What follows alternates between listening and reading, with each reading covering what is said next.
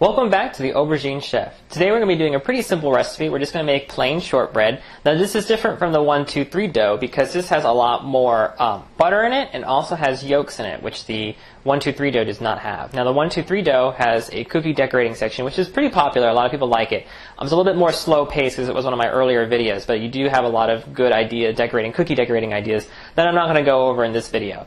I am going to go over some things, like the Halloween pumpkin cookies that I did. Some people had some questions on how to make those. It's pretty simple, but I still want to show you how you do that, even though it's kind of way past Halloween. Another thing I like to do, especially with the shortbread, is keep it plain. You don't really need to use royal icing on it because it's a very tender, chewy cookie. So it's got a lot of flavor, a lot of buttery goodness. It's a lot more delicate than the 1, 2, 3 dough.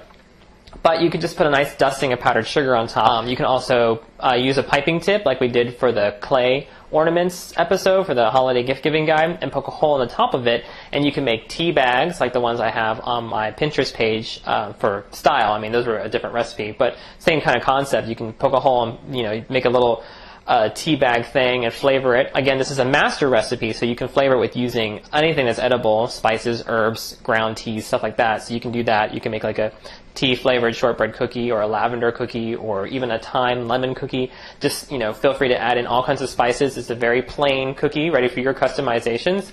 Or for the Christmas time, you can do little ornament style things just like the Play-Doh episode and just use them for an ornament tree so that way guests can go to your little ornament tree and pick cookies off of it that they want to eat instead of having just plain sitting out like a platter. Those are just some ideas. Again, we'll be doing some basic decorating with royal icing. You don't have to if you don't want to, but I'm not going to focus a lot on the cookie decorating because I already have a pretty decent episode on cookie decorating.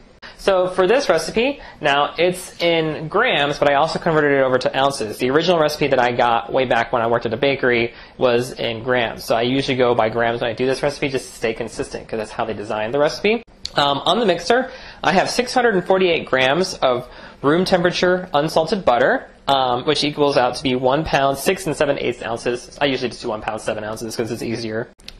In this bowl, I have 421 grams or about 15 ounces of sugar. Over here, I have 110 grams or about 4 ounces of yolks, which is about 5 to 7 yolks, depending on how big they are. And I added to that 6 grams or a 1/4 ounce of vanilla extract, so lots of vanilla extract.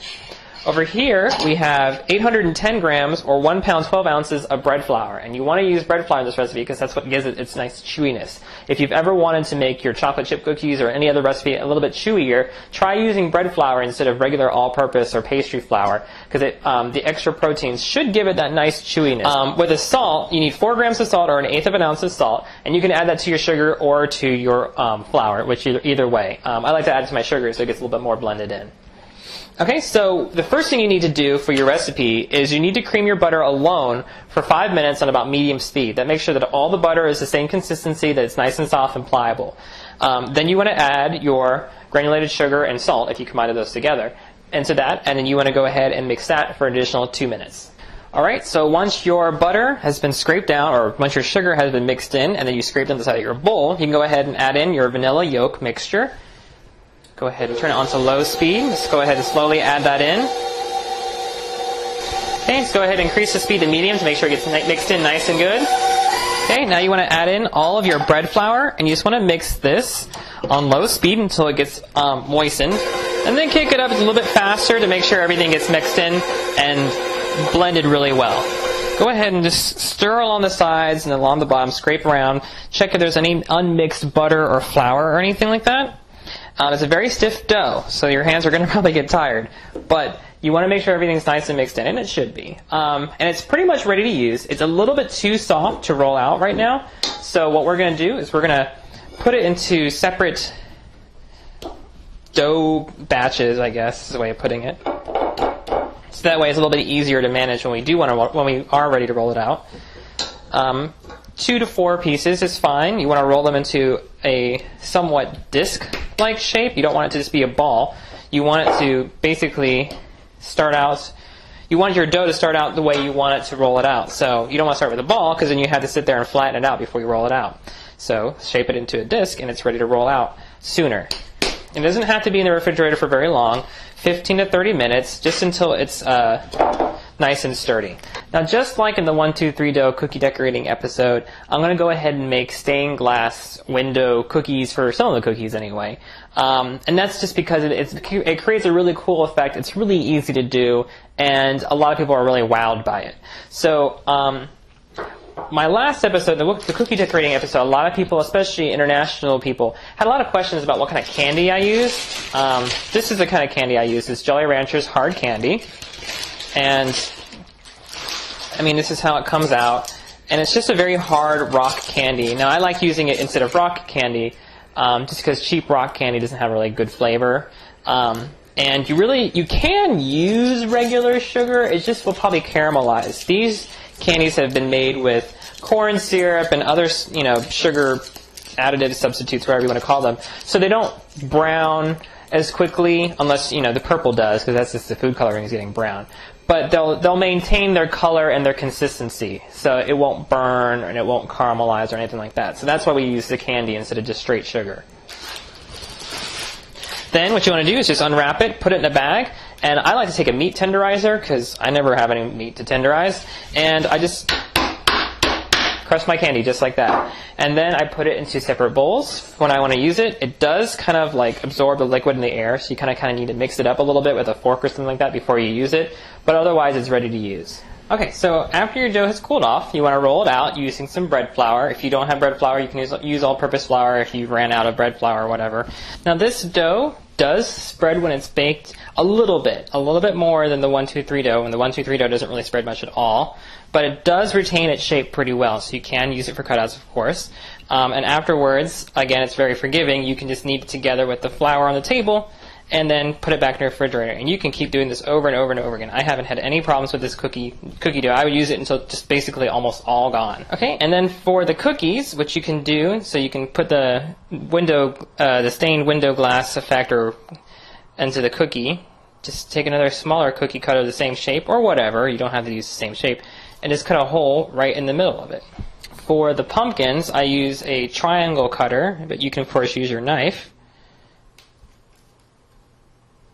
And then to make the window glass or window pane filling, just scoop in some of the Jolly Rancher or the hard candy into the center of the cutout. And that's it. You want to try and keep your cookie as clean as possible because it can stain the cookie and create like an undesirable effect. Now, if you're going to pipe a lot of royal icing on top of it or whatever, not such a huge deal because you'll cover it up. Okay, the first batch of cookies is coming out of the oven. You can see how the candy melts to create a window glass shape. It's going to cool off. Right now it's kind of got a lot of bubbles in it.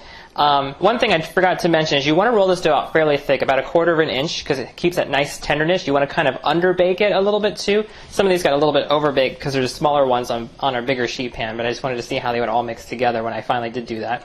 And don't forget about carryover cooking. They're going to continue to bake just a little bit on the sheet pan, so you want to pull them out about a minute sooner than you think, so that way they can finish cooking. So this one's probably going to get a little bit darker, but that's okay because I know that I have hot spots in my oven. So we're going to go ahead and let this cool off. Okay, so now I'm going to show you a few ways you can decorate these cookies. There are more cookie decorating ideas on my 1, 2, 3 dough and cookie decorating episode, way more ideas.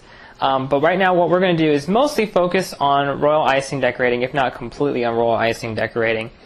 Just because a lot of people prefer to work with royal icing, especially because it dries hard and it's good for packaging if you let it dry, especially overnight. Here are some ideas. Now, if you're serving it at home, and you don't have anywhere to travel, you can just do a light dusting of powdered sugar and call it a day. And it looks really nice. It has a nice texture to it.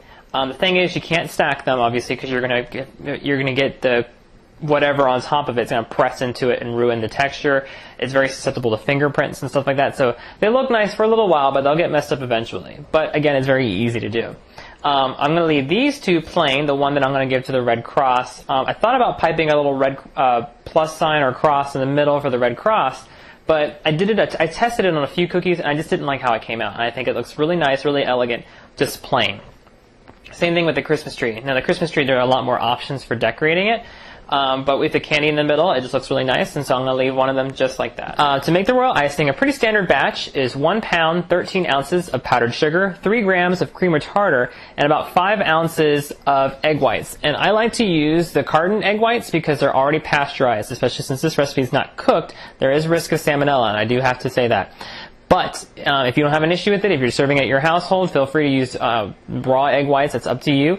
But carton egg whites, they're really easy to use because you just pour it and go, and you're ready and you're done. Plus, you don't have to deal with any yolks left over, especially like 5 yolks left over. What are you supposed to do with those?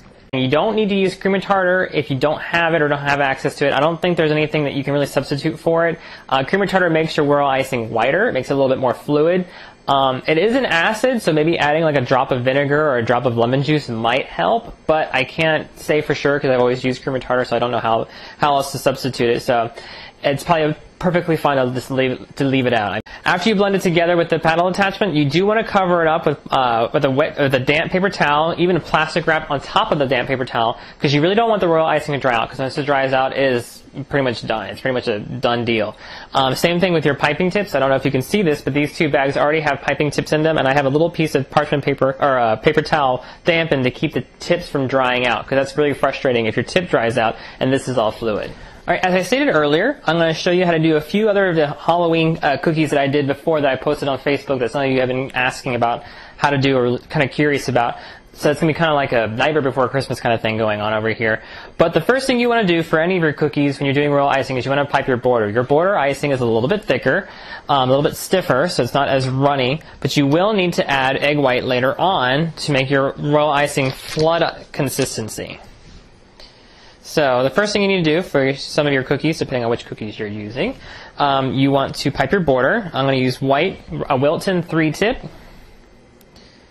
And when you're piping, you kind of want to lift off about 1/2 inch off the surface, and that'll give the icing time to stretch out, relax from curling. If you try to pipe directly onto the cookie, it's going to mimic all the shakes and movements that you have in your hand.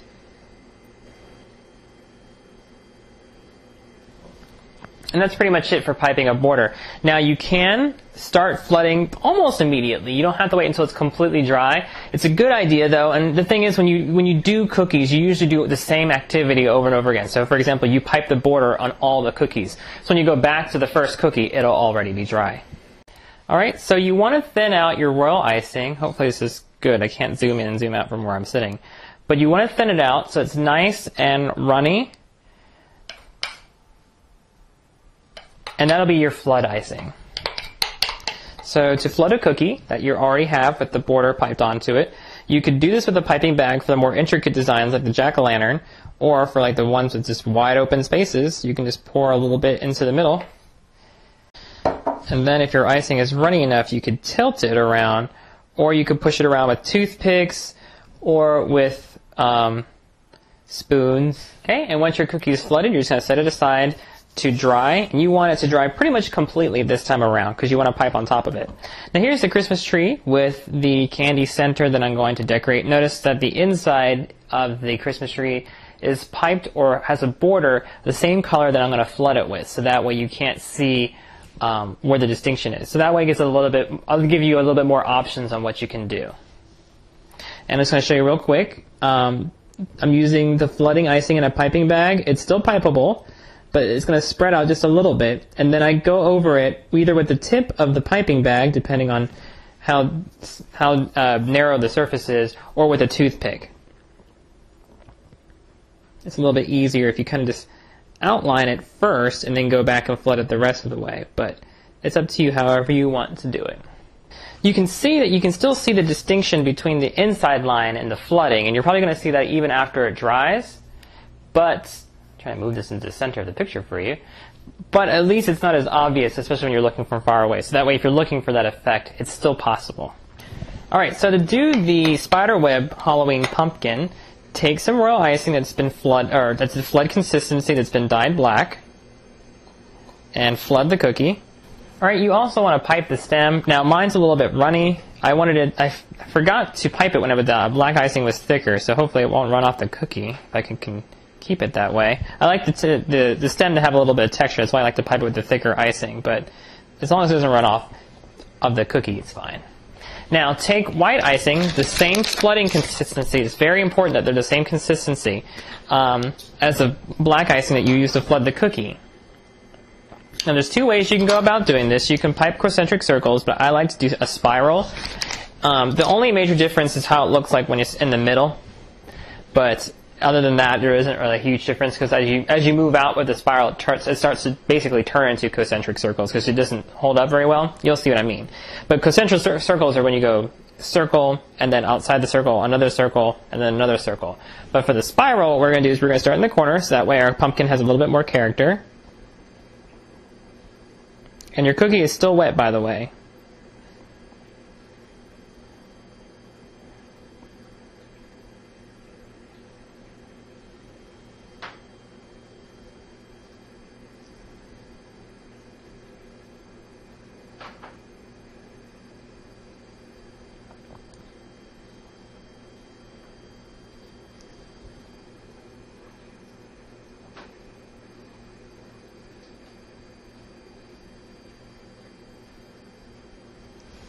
Okay, you can see that my white icing is just a little bit too runny because it's starting to spread out in the cookie a little bit more. That's all right as long as it still holds its own integrity. So it's really a narrow window where you can have that inconsistency. You want to make sure they're both the same consistency. Then for the spiderweb effect, unlike doing a Napoleon, you want to pull out from the center in the same direction all the way around. A Napoleon, you pull out in the opposite direction. So, for example, you start out in one direction, and with the Napoleon, you go in the other direction. But for the spiderweb, we're just going to keep going in the same direction all the way around the cookie.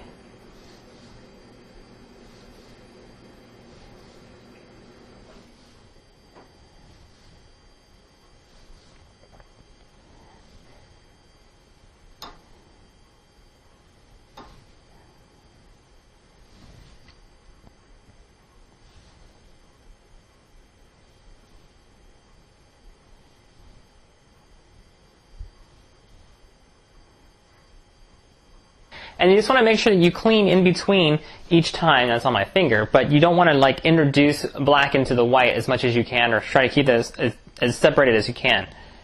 And I'm just going to try and fix this, and then I'll let it dry, and then I'm going to pipe a spider in the center of the spiral to kind of hide that little blah. You don't have to if you don't want to, but I like to. And then I'm going to use these little round sprinkles for the eyes. I usually like to use red, but I'm going to use like the dark orange icing since I have it on hand. Silver dragées work really nice too.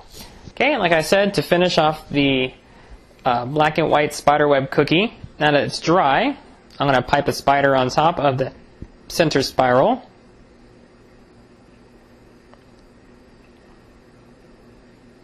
And then taking two of those little white sprinkles that I told you about earlier, I'm just going to put them right on top where the eyes could go.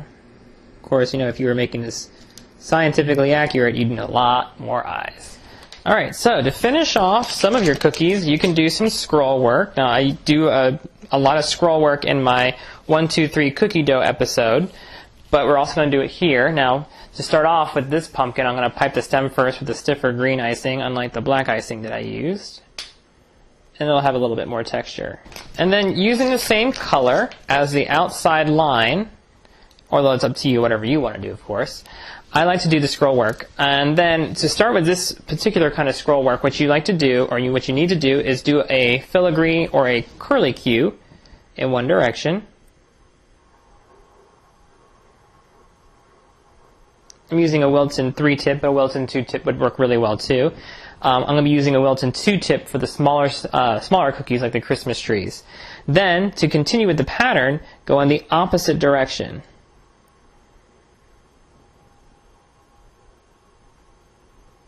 And just repeat that down the entire cookie until the cookie is completely full of curlicues. And now you can see why really ornate looking royal icing cookies are so expensive, because they take forever to do. Okay, and then that's the finished scroll work. Now, the nice thing about scroll work is that it comes out different every single time. So you'll have a different, unique cookie every single time. Okay, and now if you're strapped for time, you can use sprinkles to kind of make nice looking Christmas trees. You can use a little I think they're called nonpareils. Pardon my pronunciation if I'm pronouncing it wrong. You can use those like the rainbow ones or the ones that are solid colors, all the same color, dragées, or standing sugar if you want. I don't particularly like standing sugar as much because I don't like how it looks. I think it makes the cookies look a little cheap. But these sprinkles are kind of circus birthday grocery store kind of style. But anyway, so what you can do is you take some white icing and just treat it like you would tinsel, I guess is the way of saying it. Tinsel or garland. Sprinkle some of the sprinkles on top. Shake off the ones that don't stick. And you've got yourself a pretty sophisticated looking cookie that didn't take you very long to do. Okay, and here are the finished cookies. Starting over here, this is the pumpkin with the filigree made with the Wilton 3-tip. This is just a Christmas tree with powdered sugar on it. And then we have the 2 cookies we left plain. Over here we have the candied center cookie with the filigrees piped with a 2-tip. The outside border was piped with a 3-tip. This is the Christmas tree, the quick Christmas tree with the garland and the sprinkles. This is a Christmas tree without the candy center with the Wilton 2-tip filigrees. This is the spiderweb Halloween cookie.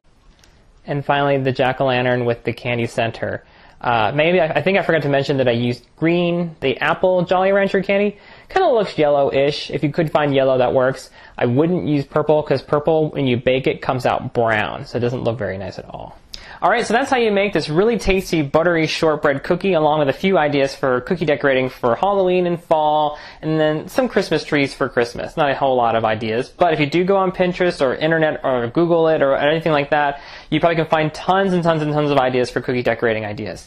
And for my friends that are planning on selling their royal icing cookies, make sure you price your cookies appropriately. For this little Christmas tree with all the filigrees on it, and even the one with the candy, you really should be getting $2 to $3 a pop for that cookie. Think about it. You had to make the cookie dough, you had to roll it out, cut it, bake it, let it cool. Make the royal icing, color the royal icing, pipe the border, then flood it. Of course, you had to add egg white to the flooding icing too, so that's an extra step. Then you had to wait for it to dry, and then you pipe the filigrees on top, which takes a phenomenal amount of time. So make sure you're pricing yourself correctly. Talk to some of the cookie decorators on Facebook. They're very, very open about pricing, about how they do their pricing, especially if they're in an area where you're not their competition. I hope you learned a lot today. Thank you for watching, and remember, the Aubergine Chef, demystifying dessert, one recipe at a time.